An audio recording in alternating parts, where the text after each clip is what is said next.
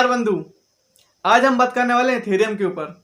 Ethereum guys crypto currency market में second number पे है, मार्केट कैप के हिसाब से और उसके पोटेंशियल के हिसाब से। आज ही मैंने सुबह के देखा मैंने उसको प्राइस को उसके तो अपने ऑल टाइम हाई पे था $3,934। अगर हम इंडियन रुपीस में इसको देखें तो वो इसकी वैल्यू है 2,91,116 कुछ रुपीज़। तो गाइस इथेरियम जो उसकी कहानी है वो ज़्यादा पुरानी भी नहीं है। वो स्टार्ट हुई थी 2013 में और 2021 में। इन 8 सालों में जो इथेरियम है लगभग उसने इतनी ग्रोथ कर ली है। तो आज हम देखेंगे कि इथेरियम की इतनी ग्रोथ क्यों हो पाई थी और एक्चुअल में इथेरियम क्या होता है, इथर क्या होता है, गैस फीस क्या होती है, किस तरह से इथेरियम नेटवर्क वर्क करता है और इथेरियम 2.0 क्या है। तो वैसे इथेरियम अपने आप में एक बहुत बड़ा टॉपिक है, तो उसको हम इस वीडियो को हम 2 पार्ट में डिवाइड करेंगे। आज हम इथेरियम के बेसिक कॉन्सेप्ट के बारे में जानेंगे और दूसरा हम देखेंगे इथेरियम के जो लेयर 2 सॉल्यूशन थे वो क्या थे और उसके फ्यूचर प्रेडिक्शन क्या हो सकते हैं कि उसकी जो वैल्यू है वो कहाँ तक जा सकती है साल के अंत होते होते। गाइस वीडियो शुरुआत करने पहले मैं कहना चाहता हूँ कि मैं कोई फाइनेंशियल एडवाइजर नहीं हूँ और ना ही मैंने कोई कोर्स करके रखा हुआ है। मैं खुद अपनी एक रिसर्च कर रहा हूँ और मैं अपना एक पॉइंट ऑफ व्यू है मेरा ये, और सिर्फ एजुकेशनल पर्पज़ के लिए वीडियो बना रहा हूँ। और आप अगर इन्वेस्ट करना चाहते हैं क्रिप्टो करेंसीज में तो आप पहले खुद अपनी रिसर्च करिए और ये वीडियो आपकी उस रिसर्च में हेल्प करेगा। तो गाइस स्टार्ट करते हैं इथेरियम की कहानी को लेकर। गाइस इथेरियम की जो कहानी है वो स्टार्ट होती है 2013 से और आप इस शख्स को जानते होंगे, विटालिक बुटेरियन। गाइस एक कंप्यूटर साइंस के कंप्यूटर प्रोग्रामिंग का एक स्टूडेंट थे। इन्होंने 20 साल में कॉलेज ड्रॉप आउट किया था इथेरियम के आइडिया पे वर्क करने के लिए। जब उन्हें 2013 में बिटकॉइन के बारे में पता चला था तो उस टाइम उनके दिमाग में एक आइडिया आया, वो आइडिया था इथेरियम। उसके बाद उन्होंने चार्ल्स हॉकिंसन और गैबिन वुड 2 लोग ये और 5 लोग और, तो कुल मिला के 8 लोगों की टीम बनाई और उस प्रोजेक्ट पे काम करना स्टार्ट कर दिया। 2013 में ये आइडिया पे काम करना स्टार्ट किया इन लोगों ने और 2015 में ये इथेरियम जो प्रोजेक्ट था वो लाइव आया। और जब प्रोजेक्ट लाइव आया था गाइस उस टाइम उन्होंने 72 मिलियंस इथेरियम कॉइन्स रिलीज किए थे मार्केट में। अब गाइस यहाँ पे बात आती है कि इथेरियम एक्चुअल में होता क्या है। अगर सिंपल आपको 2 वर्ड से समझाऊं इसको तो वो होता है गाइस सॉफ्टवेयर प्लेटफॉर्म। अब इतना खास क्या होता है सॉफ्टवेयर प्लेटफॉर्म, क्योंकि गाइस इसको खास बनाता है ब्लॉकचेन, उसका नेचर। जो आपको ब्लॉकचेन का अगर याद होगा गाइस आपको, मैंने आपको 3 मेन फीचर्स बताए थे। पहला होता है गाइस इसका मेन फीचर यहाँ पे डिसेंट्रलाइजेशन, मीन्स कि कोई भी सिंगल अथॉरिटी या फिर कोई सिंगल एंटिटी या फिर कोई भी कंपनी या कोई गवर्नमेंट इस चीज़ को रेगुलेट नहीं करती है। मीन्स कि जो भी कंट्रोल होता है पूरे पैसों का या फिर जो भी ट्रांजेक्शन्स का वो होता है एंड यूजर के पास। दूसरा गाइस इसका इम्यूटेबल नेचर, मीन्स कि कोई भी एक डेटा अगर कोई भी इंफॉर्मेशन अगर हमने एक ब्लॉक में स्टोर कर दी तो उसको फिर चेंज करना, उसको मॉडिफाई करना, उसको डिलीट करना नेक्स्ट टू इम्पॉसिबल है। मीन्स कि जो भी ब्लॉकचेन का जो डेटा होता है वो पूरी तरह से इम्यूटेबल और सेफ होता है। और थर्ड होता है इसका ट्रांसपेरेंसी नेचर। ट्रांसपेरेंसी की नेचर गाइस उसमें कि जो भी ब्लॉकचेन नेटवर्क है उसमें कोई भी व्यक्ति पार्टिसिपेट कर सकता है और कोई भी जो ट्रांजेक्शन हो रहे हैं उसको हम यूजर की पब्लिक की का यूज करके देख सकते हैं। पर यहाँ पे जो होती है हमारी जो आइडेंटिटी होती है वो एनोनिमस होती है, छुपी रहती है। तो ये जो 3 मेन फीचर्स हैं डिसेंट्रलाइजेशन, इम्यूटेबल और ट्रांसपेरेंसी, यही 3 मेन फीचर्स होते हैं वो इथेरियम को इतना सब कह सकते हैं बेस्ट बनाते हैं, उसको सपोर्ट करते हैं। बेसिकली गाइस जो इथेरियम है और जो बिटकॉइंस हैं दोनों ही यूज केसेस हैं ब्लॉकचेन के। अगर हम बात करूं बिटकॉइन की तो बिटकॉइन को हम 2 तरीके से यूज कर सकते हैं। As a mode of payment, means कि अगर मुझे ट्रांजेक्शन करना है एक व्यक्ति से दूसरे व्यक्ति को, चाहे दुनिया किसी भी कोने में रहता हो, तो हम ट्रांजेक्शन कर सकते हैं। पीयर टू पीयर ट्रांजेक्शन हो सकता है बिना किसी थर्ड पार्टी के इन्वॉल्वमेंट के। मतलब यहाँ कोई बैंक्स कोई लीगल एंटिटी नहीं होगी और हम ट्रांजेक्शन डायरेक्ट कंप्लीट कर सकते हैं पीयर टू पीयर। दूसरा होता है गाइस यहाँ पे हमारा स्टोर ऑफ वैल्यू, जैसे हम गोल्ड को स्टोर करके रख सकते हैं वैसे हम बिटकॉइन को भी स्टोर करके रख सकते हैं। बट गाइस जो दूसरी साइड हम इथेरियम को देखें तो इथेरियम क्या है गाइस, एक प्रोग्रामिंग ब्लॉकचेन है। मीन्स कि यहाँ पे जो भी सॉफ्टवेयर डेवलपर्स हैं वहाँ पर एक क्रिएट कर सकते हैं वैल्यूएबल प्रोडक्ट और सर्विसेज, जिसकी हेल्प से हम कह सकते हैं कि जो हमारा जो वेब डेवलपमेंट है उसको ईजी, डिसेंट्रलाइजेशन, इम्यूटेबल और ट्रांसपेरेंट बना सकते हैं। अब गाइस जो एप्लीकेशंस हैं ये बनी हुई होती हैं कि ब्लॉकचेन के ऊपर, इसलिए उसको हम कहते हैं डी एप्स। उसको फुल फॉर्म होता है डिसेंट्रलाइज्ड एप्लीकेशंस। और गाइस जो नेचर और जो पोटेंशियल देखने को मिला है हमारे को डी एप्लीकेशंस का, इसी से आइडिया आया गाइस डिसेंट्रलाइज्ड फाइनेंस का, जिसको हम डीफाई भी कहते हैं। डीफाई का गाइस जो करंट कह सकते हैं कि मेन गोल क्या है यहाँ पे कि जो करंट हमारा फाइनेंशियल सिस्टम है उसको चेंज करने के ऐसे फाइनेंशियल सिस्टम में जो पूरी तरह से ट्रांसपेरेंट और ट्रस्टेबल रहे। तो गाइस यहाँ पे एक डिफरेंस और होता है हमारे इथेरियम और बिटकॉइंस में। तो गाइस जो बिटकॉइंस होते हैं उसकी जो सप्लाई होती है वो लिमिटेड होती है 21 मिलियन बिटकॉइन। बट गाइस जो इथेरियम है उसकी सप्लाई लिमिटेड नहीं है। तो गाइस यहाँ पे मेन कॉन्सेप्ट ये आता है कि अगर सप्लाई लिमिटेड है बिटकॉइन की तो जो इन्फ्लेशन होती है, महंगाई होती है, उसको ईजी कंट्रोल कर सकता है इन कंपेरिजन विद इथेरियम। अब गाइस कई बार आपने सुना होगा यहाँ पे कुछ लोग यूज करते हैं इथर शब्द को और कुछ लोग यूज करते हैं इथेरियम वर्ड को। बगैर दोनों ही जो वर्ड्स होते हैं उनके डिफरेंट डिफरेंट मीन होते हैं, सेम नहीं होते हैं। जैसे हम बात करें इथेरियम की पहले, तो इथेरियम क्या है, एक ब्लॉकचेन है कंप्लीट, और जो इथर है वो इस इथेरियम ब्लॉकचेन का एक नेटिव क्रिप्टो करेंसी है। मीन्स कि जैसे कि बिटकॉइन वर्क करता है वैसे ही सेम यहाँ पे इथर भी वर्क करता है। मीन्स एक डिजिटल क्रिप्टो करेंसी है जिसको हम दो तरह के यूज कर सकते हैं, as a mode of payment system और as a store of value. Payment system means कि अगर मुझे किसी को पे करना है इस इथेरियम नेटवर्क के अंदर, या फिर किसी को कोई रिवॉर्ड देना है, तो मैं इथर का यूज कर सकता हूँ एज अ रिवॉर्ड। और दूसरा होता है as a store of value, जैसे हमने बात की थी गोल्ड की और बिटकॉइन की। अब गाइस जो इथर होता है उसको डिजाइन इस तरह से किया गया है कि जो इथेरियम नेटवर्क है उसको फ्यूल कर सके। अगर हम देखें जो बिटकॉइन अगर डिजिटल गोल्ड है, तो इथेरियम नेटवर्क के अंदर जो इथर है वो डिजिटल ऑयल है। ऑसम। अब गाइस यहाँ पे बात आती है कि जो लोग इस इथेरियम नेटवर्क को मेंटेन करते हैं, जो लोग इस चीज को होस्ट करते हैं, उनको उनकी जो कंप्यूटेशनल पावर होती है, जो अपनी एनर्जी इन्वेस्ट करते हैं, उसके लिए उनको पे करना होता है। तो जो पेमेंट करते हैं उन लोगों की, वो हम अगर करते हैं इथर कॉइन में। ठीक है। और गाइस यहाँ पे इसका मीन क्या हुआ कि जो भी कोई सॉफ्टवेयर डेवलपर होते हैं, या फिर किसी को भी जो ट्रांजेक्शन करना है इस नेटवर्क के अंदर, या फिर कोई भी कह सकते हैं कि कोई सॉफ्टवेयर डेवलप करना है, तो उसको पे करना होता है इथर के रूप में, कि जो लोग वैलिडेटर्स हैं, जो लोग इसको मेंटेन कर रहे हैं, उनको उनकी कंप्यूटेशनल पावर के लिए और स्पेस रिक्वायरमेंट के लिए। और गाइस जो भी वैल्यू पे करते हैं वो वैल्यू डिटरमाइन होती है ऑटोमेटिक बिल सिस्टम में, जिसको हम कहते हैं बिल्ट इन प्राइसिंग सिस्टम। और जो फीस लगती है उसको सिस्टम को यूज करने के लिए, उस फीस को कहते हैं हम गेस फीस। तो गाइस हम समझते हैं गेस फीस क्या होती है। अब गाइस यहाँ पे बात आती है गेस फीस की। एक्चुअल में गेस फीस क्या होती है, तो गाइस जैसे हम गाड़ी ड्राइव करते हैं हमारी, तो उसके लिए हमें पेट्रोल चाहिए होता है ताकि हमारी गाड़ी ठीक से ड्राइव कर सके। ऐसे ठीक यहीं पे होता है इथेरियम नेटवर्क के अंदर। मीन्स कि अगर हमें कोई भी टास्क या फिर कोई भी ट्रांजेक्शन सक्सेसफुली कंप्लीट करवाना है, तो हमें कुछ अमाउंट की जो फीस होती है वो पे करनी होती है, और जो फीस हम पे करते हैं उसको हम कहते हैं गेस फीस।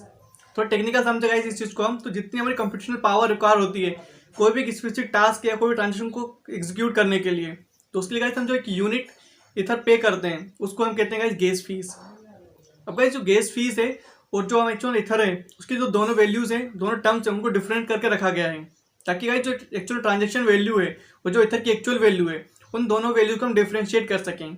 मीन्स कि जब भी आप कोई गेस फी पे करनी होती है कोई भी ट्रांजेक्शन कंप्लीट कराने के लिए, तो वहाँ पे करते हो गाइस जीओई में।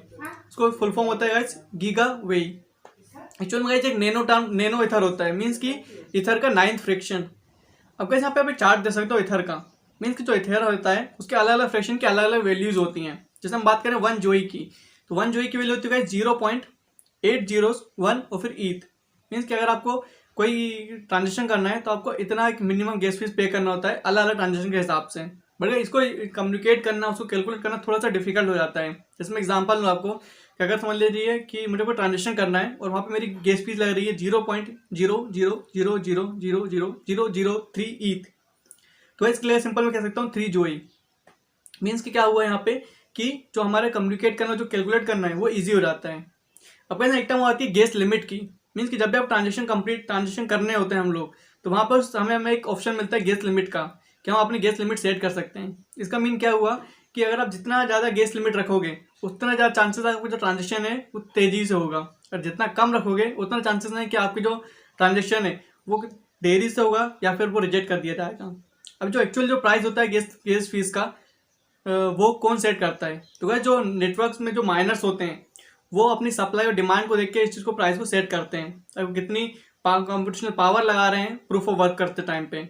मीन्स कि जब भी कोई ट्रांजेक्शन को वैलिड करते हैं वो लोग, तो वहाँ पे उनकी कंप्यूटेशनल पावर, उनकी एनर्जी, उनका टाइम लगता है, तो उस हिसाब से वो गैस फीस को सेट करते हैं। मान लीजिए कि अगर आप जो कोई गैस फीस पे कर रहे हो और उनकी कंप्यूटेशनल पावर से जो उनकी जो एनर्जी है उससे कम होती है, तो जो आपका जो ट्रांजेक्शन है उसको वो रिजेक्ट कर देते हैं। और अगर उसकी जो गैस फीस है आपके जो ट्रांजेक्शन है उससे बराबर है या फिर कह सकते हैं उससे ज़्यादा है, तो आपका ट्रांजेक्शन है वो कंप्लीट हो जाता है। मतलब क्या हुआ, no eth for gas means no transaction. मतलब आपको वहाँ पे अगर ट्रांजेक्शन कंप्लीट कराना है तो आपको वहाँ गैस फीस पे करनी ही होगी। अब गैस यहाँ पे बात आती है जो हमारा इथेरियम नेटवर्क है वो किस तरह से वर्क करता है एक्चुअल में। तो वैसे उसको हम 3 लेयर्स में डिवाइड कर सकते हैं इसकी वर्किंग को। पहली होती है यहाँ पे हमारे पास बेस लेयर, जिसको हम कहते हैं हार्डवेयर लेयर भी। यहाँ पे क्या होता है गाइस कि जो भी माइनर्स होते हैं उनके कंप्यूटर में इथेरियम सपोर्टेड सॉफ्टवेयर इंस्टॉल होते हैं पहले से ही, और वो कनेक्टेड होते हैं सभी नोड से with the help of internet. अब यहाँ पे क्या होता है गाइस कि जहाँ पे एक टर्म आती है प्रूफ ऑफ वर्क। इसका मतलब क्या होता है कि जो भी माइनर्स वर्क करते हैं, जो इथेरियम नेटवर्क को मेंटेन करने का काम करते हैं, वो लोग क्या करते हैं, कोई भी ट्रांजेक्शन जब होता है उस चीज़ को वैलिडेट करने के लिए एक रेस होती है, और जो भी व्यक्ति सबसे पहले ट्रांजेक्शन को वेरीफाई करता है जो बाकी लोगों से उस चीज़ को वैलिडेट करवाता है। और बाद जब सभी लोग इस चीज़ को वैलिडेट कर देते हैं, मीन्स वो ट्रांजेक्शन कंप्लीट हो जाता है। और फिर वो जो व्यक्ति जो उस चीज़ को सबसे पहले वेरीफाई करता है, वो उस ब्लॉक को ऐड कर देता है ब्लॉकचेन में। और जैसे वो ब्लॉकचेन में ऐड होता है, उसको एज अ रिवॉर्ड हम फ्री में ईथ देते हैं, मतलब कि उसको रिवॉर्ड मिलता है ईथर के रूप में। अब गाइस जो हार्डवेयर लेयर है, यहाँ पे जो मेन काम होता है वो होता है यहाँ पे हमारे पास माइनर्स का ही, यहाँ पे प्रूफ ऑफ वर्क होता है। मतलब हमने किया क्या यहाँ पे, हमने कि हमें कोई ट्रांजेक्शन को प्रोसेस करना, उस ट्रांजेक्शन को वेरीफाई करना, वैलिडेट करना, उसको ब्रॉडकास्ट करना और उसको स्टोर करना एज अ ब्लॉकचेन के अंदर। तो गाइस ये होती है हमारे पास फर्स्ट लेयर में हार्डवेयर लेयर के ऊपर। अब जो हमने देखा भी यहाँ पे हार्डवेयर लेयर मतलब बेस लेयर, इस बेस लेयर के ऊपर एक दूसरी लेयर होती है जिसको हम कहते हैं सॉफ्टवेयर लेयर। इस सॉफ्टवेयर लेयर में क्या होता है गाइस कि अलग अलग प्रोग्रामिंग लैंग्वेज को सपोर्ट करता है, जैसे सॉलिडिटी, बैम्बू, वाइपर और भी कोई प्रोग्रामिंग लैंग्वेजेस होती हैं। जो डेवलपर्स होते हैं गाइस वो इन प्रोग्रामिंग लैंग्वेज का यूज़ करके स्मार्ट कॉन्टेंट लिख सकते हैं। अब स्मार्ट कॉन्टेंट क्या है गाइस, मैंने पहले वीडियो में बात की थी, एक शॉर्ट इंट्रोड्यूस चीज़ को लेकर मैं आपको। तो क्या होता है, लाइन ऑफ कोड्स होते हैं, वो कहते हैं डिजिटल एग्रीमेंट होता है दो पार्टीज के बीच में, जहाँ पर हम ट्रांजेक्शन कर सकते हैं डायरेक्ट पर्सन टू पर्सन बिना किसी थर्ड पार्टी के इन्वॉल्वमेंट के। मीन्स कि ट्रांजेक्शन कंप्लीट कराने के लिए हमें किसी बैंक की, कोई भी लीगल एंटिटी की या कोई गवर्नमेंट की जरूरत नहीं होगी। अब भाई जो स्मार्ट कॉन्ट्रैक्ट होते हैं उनका जो मेन एम होता है वो ये होता था कि जो हमारा ट्रांजेक्शन हो रहा है वो पूरी तरह से ट्रेसेबल, ट्रांसपेरेंट और परमानेंट रहे। अब भाई जो हार्डवेयर लेयर देखी हमने और जो सॉफ्टवेयर लेयर देखी, अगर इन दोनों लेयर को हम कंबाइन कर दें, means hardware layer plus software layer, तो एक ग्लोबल डिसेंट्रलाइज सुपर कंप्यूटर बना सकते हैं हम। उसको हम कहते हैं ईवीएम, इथेरियम वर्चुअल मशीन। इस ईवीएम का जो मेन कह सकते हैं जो बेसिक और ग्रेट आइडिया है वो यहाँ पे ये है कि जो भी पूरा इथेरियम का जो इकोसिस्टम है, इस इकोसिस्टम का सॉफ्टवेयर है उसकी फ्लेक्सिबिलिटी को इम्प्रूव करा सकें। तो बस ये होता है हमारे पास दूसरी लेयर सॉफ्टवेयर लेयर हमारी, और इस सॉफ्टवेयर लेयर से ही बनती है हमारी उसके ऊपर थर्ड लेयर एप्लीकेशन लेयर। अब का जो थर्ड और फाइनल लेयर होती है हमारे पास वो होती है हमारे पास एप्लीकेशन लेयर। इस लेयर में क्या होता है गाइस कि जो डेवलपर्स होते हैं वो थर्ड पार्टी एप्लीकेशंस बिल्डअप कर सकते हैं और यहाँ पे लॉन्च कर सकते हैं। अब चूंकि गाइस जो एप्लीकेशन बन रही हैं वो इथेरियम की ब्लॉकचेन के ऊपर बन रही हैं, इसलिए उनको कहते हैं decentralize application, in short D apps. Cool.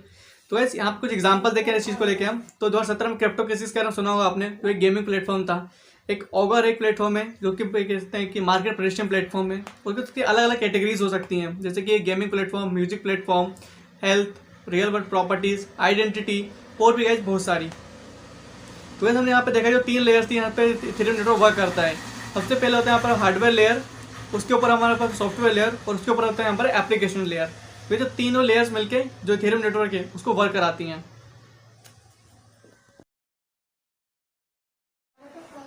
अब गाइस यहाँ पे पूरी वर्किंग देखी हमने इथेरियम की कि जो इथेरियम नेटवर्क के हिसाब से वर्क करता है। उसके बाद अपने एक टर्म और आती है यहाँ पे हमारे पास ERC-20 टोकन्स। तो एक्चुअल में ये क्या होता है, अगर हम बात करें टॉप 100 क्रिप्टो करेंसीज की, तो लगभग जो 60 से 70% क्रिप्टो करेंसीज हैं वो इथेरियम नेटवर्क पर बनी हुई होती हैं। और जो इथेरियम नेटवर्क की जो 60-70 क्रिप्टो करेंसीज हैं वही तो फॉलो करती हैं इस ERC-20 टोकन को। तो वैसे हम समझते हैं जो ERC-20 टोकन है वो एक्चुअल में होता क्या है। तो वैसे सबसे पहले देखते हैं ERC क्या होता है। ERC क्या होता है, इथेरियम रिक्वेस्ट फॉर का कमेंट होता है।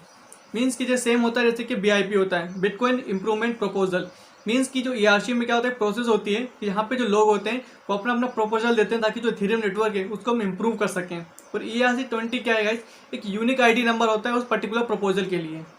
अब जो ERC-20 एक्चुअल में होता क्या है, अगर सिंपल 2 वर्ड में बताऊंगा जिसको मैं, तो वो होता है टोकन रेगुलेशंस। मीन्स कि यहाँ पे क्या होता है कि अलग अलग रूल्स की एक लिस्ट होती है कि अगर आप जब भी कोई एप्लीकेशन बिल्डअप करना है आपको इथेरियम नेटवर्क के ऊपर, तो आपको इस जो लिस्ट के जो रूल्स लिखे हुए हैं इन रूल्स को फॉलो करना होता है। तो बेसिकली जो रूल्स होते हैं उसमें क्या होता है कि जो टोकन होते हैं उसकी ट्रांसपेरेंसी, उस टोकन का ट्रांजेक्शन किस तरह से होगा और ट्रांजेक्शन की जो मेथड होगी वो क्या होगी, यूजर एक्सेस क्या होगा और टोटल सप्लाई कितनी होगी। तो वैसे ये सब चीज़ें एक लिस्ट बनी हुई थी रूल्स की, उस लिस्ट को उनको फॉलो करना होता है जब भी कोई एप्लीकेशन बिल्डअप करते हैं हम लोग। अब यहाँ पे हमने एक टर्म और देखी यहाँ पे कि टोकन्स क्या होते हैं। टोकन्स क्या होते हैं गाइस कि एक तरह से क्रिप्टो करेंसी के एक टाइप होते हैं बट डिफरेंट फंक्शनैलिटी। मीन्स कि उसको हम यूज़ कर सकते हैं एज अ एसेट। अब गाइस इंश्योर अगर समझे पूरा हम ERC-20 को, तो एक टोकन रेगुलेशंस हैं जो कि इंश्योर करते हैं टोकन्स की कॉम्पिटिबिलिटी को।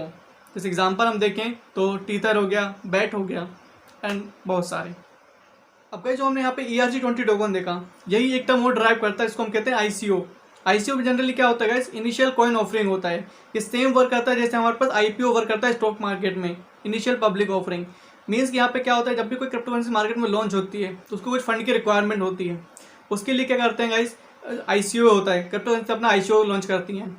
अब ICO में जो पूरी प्रोसेस होती है उसको समझे हम लोग। सबसे पहले जो डेवलपर्स होते हैं वो एक डॉक्यूमेंट क्रिएट करते हैं। जनरली उस डॉक्यूमेंट को कहते हैं व्हाइट पेपर, जहाँ पर वो बताते हैं किस तरह से जो उनका क्रिप्टो करेंसी वर्क करने वाली है। सेकंड गाइज वहाँ पे एक थोड़ी सी अच्छी सी वेबसाइट बनाते हैं, जहाँ पे जो उनकी जो रोड मैप होता है फ्यूचर का, उनकी वर्किंग होती है, उनके कॉन्ट्रैक्ट्स, अबाउट सेक्शन, बहुत चीज़ें होती हैं। उसके बाद गाइज यहाँ पे वो एक्सप्लेन करते हैं लोगों को कि जो उनका जो आइडिया है वो ग्रेट क्यों है और उसके इन फ्यूचर यूज केसेस क्या होने वाले हैं। उसके बाद फिर लोगों से वो फंड के लिए पूछता है, फिर जब लोग उसको फंड देते हैं उसके रिटर्न में लोगों को टोकन देता है, वो डिस्ट्रीब्यूट करते हैं। और जो लोग इस ICO में पैसे इन्वेस्ट करते हैं गाइस, वो पैसे इसलिए इन्वेस्ट करते हैं ताकि वो देखते हैं कि जो यूज केसेस हैं उस क्रिप्टो करेंसीज के या उस क्रिप्टो करेंसी का जो फ्यूचर है उसकी जो टीम को देख के कि वो किस तरह से इंप्रूव हो सकती है, ग्रो करने वाला होता है। अगर वो टोकन कम प्राइस में खरीदते हैं और अगर वो जो ICO जब क्रिप्टो लॉन्च होगा उस क्रिप्टो करेंसीज का, और अगर वो ग्रोथ करता है तो उनकी जो टोकन उसकी वैल्यू भी बढ़ेगी, जिससे वो प्रॉफिट जनरेट कर सकते हैं। बट गाइस ICO जो होता है कह सकते हैं थोड़ी सी गैम्बलिंग होती है एक तरह से। जैसे कि जो नए नए स्टार्टअप्स वगैरह लॉन्च होते हैं तो वहाँ पे सिर्फ एक स्टार्टअप का आइडिया होता है और वहाँ पे फिर लोग पैसे इन्वेस्ट करते हैं उस आइडिया के ऊपर, ताकि इन फ्यूचर वो आइडिया कहते हैं कि एक्चुअली रियलिटी बनेगा, ग्रो करेगा तो हमें प्रॉफिट होगा। ऐसा ही सेम यहाँ पे ICOs में भी होता है कि एक आइडिया होता है, एक प्रोजेक्ट होता है जो कि लोगों को कह सकते हैं कि विजन बताता है फ्यूचर का, और अगर आपको वो आइडिया पसंद आता है तो उनकी टीम अच्छी लगती है, उनका फ्यूचर जो रोड मैप है, उनकी वर्किंग स्टाइल है, तो हम आप पैसे इन्वेस्ट कर सकते हो और वो टोकन को ले सकते हो। तो गाइस आज हमने जो इथेरियम का फर्स्ट पार्ट है उसमें हमने अलग अलग टॉपिक्स देखा, इथेरियम की हिस्ट्री जानी, उसके एक्चुअल में इथेरियम क्या होता है, इथर क्या होता है, गैस फीस क्या होती है, उसके बाद उसकी वर्किंग देखी, उसके बाद हम देखा ERC-20 टोकन क्या होता है, और फिर फाइनली देखा हमने ICOs क्या होता है। गाइस जिसमें बताया था आपको वीडियो के स्टार्टिंग में कि जो इथेरियम में अपने आप में बहुत बड़ा टॉपिक है, तो आज हमने फर्स्ट पार्ट कंप्लीट किया है पूरा। आज सेकंड पार्ट में बात करेंगे इथेरियम के ऊपर कि इथेरियम 2.0 क्या है, उसके लेयर सॉल्यूशंस क्या है। और गाइस लास्ट में आपको एक चीज़ और बताऊंगा मैं यहाँ पे कि जो इथेरियम है उसके जो प्राइजेस हैं अभी लगभग अपने ऑल टाइम हाई पे। बट गाइस कि कुछ मेजर प्रॉब्लम्स हैं जो जिसका हम ज़्यादा लोग बात नहीं कर रहे हैं कि इथेरियम को लेके, कि उसमें कुछ मेजर प्रॉब्लम्स हैं जो कि इन फ्यूचर आपको वहाँ पे जो इन्वेस्टमेंट होता है आपको वहाँ पे लॉस झेलना पड़ सकता है। तो गाइस बने रहिए हमारे साथ अगले वीडियो के लिए कि गाइस जो अगला वीडियो है थोड़ा सा खास होगा, आपको वहाँ पे प्रेडिक्शन देखने को मिलेंगी कि जो इथेरियम है उसमें जो मेजर प्रॉब्लम्स क्या है जिसका कोई ज़्यादा लोग बात नहीं कर रहे हैं।